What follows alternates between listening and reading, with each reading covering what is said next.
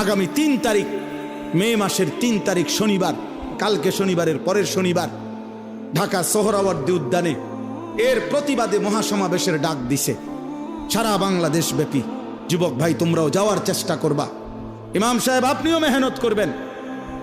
এই নওজোয়ান, এই কিশোর ভাই, এটা কোনো কথা হইল ভাইয়া? এটা কোনো ইনসাফের কথা হইল? কমপক্ষে 10টা ধারা, 10টাও সুপারিশ এরকম যেটা সরাসরি আল্লাহর কোরআনের বিরোধী। ছেলে মেয়ে যদি ধর্মীয় বন্ধন মানে ধর্মীয় নিয়ম কানুন ছাড়া যদি একত্রে থাকতে চায়, রাষ্ট্র সমাজ তাদেরকে বাধাগ্রস্ত করতে পারবে না। মানে এই বাড়ির হেরা স্বামী স্ত্রী এই ফ্ল্যাটের, বুঝেন নাই, এই ফ্ল্যাটের এই 2 ফোলা মাইয়া কি তোমরা এমনি থাকি, তোমরা এমনি থাকো কেন?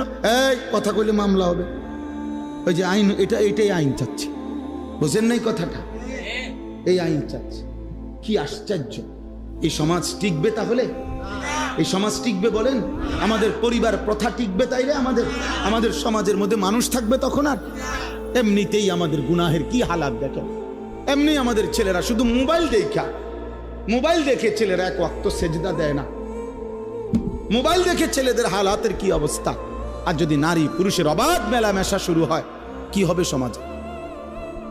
কি হবে সমাজে?